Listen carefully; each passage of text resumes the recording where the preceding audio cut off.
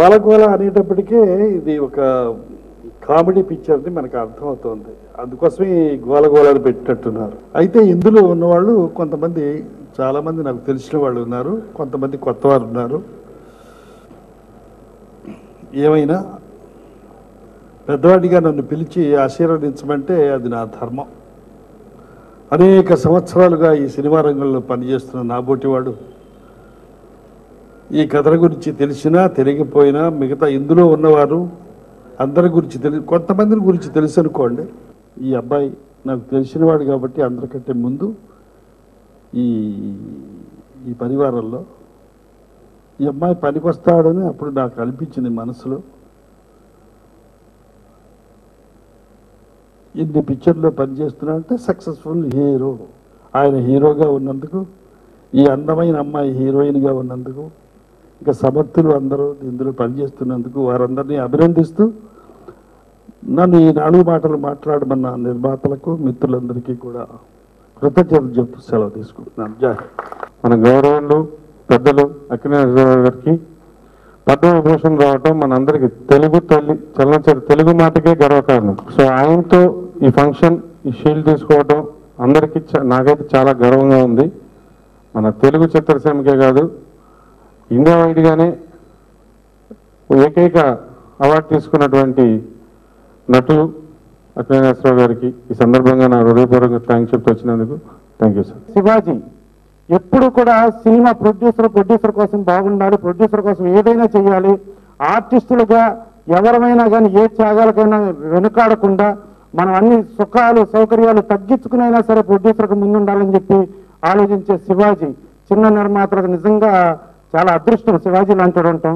అలాగే నిర్మాత యలమంచి రవిచంద్, అతనికి అవసరం లేకపోయినా కూడా పైరసీ మీద, రోడ్డు మీద ఒక టెంట్ లేకుండా ఒక్కడగా తను కూర్చుని అమర్నాథ దీక్ష కూర్చున్నాడు. ఆ రోజుకి అతనికి అవసరం లేదు పైరసీ అనేది.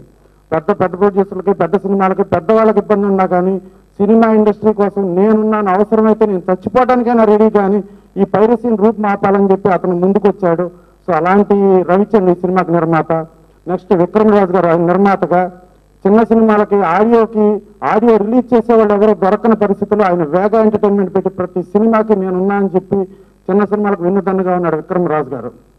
అలాగే రవివర్మ గారు, ఆయన సింగర్గా చాలా అద్భుతమైన సింగర్గా చేశాడు, ప్లస్ మ్యూజిక్ డైరెక్టర్గా కూడా. ఇవాళ మనం ఆల్రెడీ ప్లాటినం డిస్క్ ఇంత సూపర్ హిట్ అయ్యి ప్లాటినం డిస్క్ అందుకుంటున్నామంటే డెఫినెట్గా ఇది రవివర్మ గారు ఒక అద్భుతమైన మ్యూజిక్ ఇచ్చాడనే విషయం క్లియర్గా అర్థమవుతుంది. డెఫినెట్గా ఈ సినిమా పెద్ద హిట్ అవ్వాలని మనస్ఫూర్తిగా కోరుకుంటూ, గోల చాలా పెద్ద గోలగా హిట్ అయ్యి చాలా పెద్ద విజయం సాధించాలని కోరుకుంటూ సెలవు తీసుకు. గోల నాకు తెలిసినంత వరకు కామెడీ సినిమా, థ్రిల్లర్లో కానివ్వండి, హారర్లో కానివ్వండి, కామెడీ అనేది ఇంట్రడ్యూస్ చేసి అంటే కామెడీ చేయొద్దు అనేది ఒకటి ఉండేది, అంటే చేయటానికి స్కోప్ ఉండేది కాదు. కామెడీ హారర్ సినిమాలో కానీ, థ్రిల్లర్ సినిమాలో కానీ మంత్రాలో పట్టుపట్టి అట్లా కాదు చేద్దామని చెప్పి పట్టుపట్టి ఆ సినిమాలో హిలేరియస్ కామెడీ వర్కౌట్ చేసాం ఆ రోజున.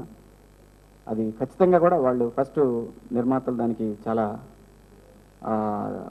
బాధపడ్డారు అలా చేసినందుకు. కానీ దాని తర్వాత రిజల్ట్స్ అదంతా చూసిన తర్వాత మీకు దాని తర్వాత కాంచన్ అనే ఒక సినిమా వచ్చింది మనకి, హిలేరియస్ కామెడీ సినిమా.